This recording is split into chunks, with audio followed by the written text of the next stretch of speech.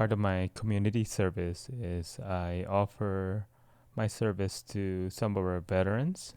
At this time, we're doing some postural movement assessment, and these three men, I asked them to do a overhead squats with their arms over the head, and notice how when they squat, they tend to lean forward. Part of the challenges in this position is they have a tightness in their glenohumeral joint within their shoulders or their upper back, upper thoracic spine. One of the causes of this limited mobility is partly due to heavy that they carried while they were in their service, 100-pound bags or with equipment, or they just stopped doing activities when they got out of the service. At this time, we're trying to check their mobility in their shoulders. As you can see, their fist is far from each other as they try to reach from their behind them. One of the causes of this lack of mobility is overdevelopment of the pectoral muscles and shortening of the lats and rectus abdominis, and this is due to a lot of bench press and push-ups, which most men tend to focus more. The next assessment we are doing is the inline lunge, and I'm looking for dynamic stability. Can they stabilize their ankle, knee, hip while doing a lunge? As you can see, some of them can barely balance without leaning forward, or there's a lack of mobility in their ankle, or the knee is unstable. And one of the guys actually is having pain in his knee because he hasn't flexed his knee that deep.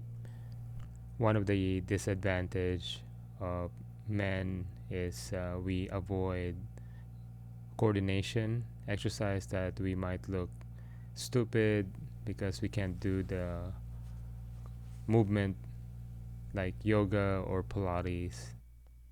The next assessment I'm doing is having them touch their toe, and which they pass. So this exercise on the reformer is we call it the side splits, working our groin muscle, which is a level 2 muscle. It's a stabilizer muscles that we need, which we tend to underutilize. So the reformer has a spring. It's a light spring, and it forces our inner thighs to fire at this point. One of the weakness I see in men is their groin area. We tend to neglect this part of our body since it's not seen in the mirror. The body is a complex organism. How the body functions is we need to be stable under our foot, mobile in our ankles, stable in our knees, mobile in our hip, and so on and so forth.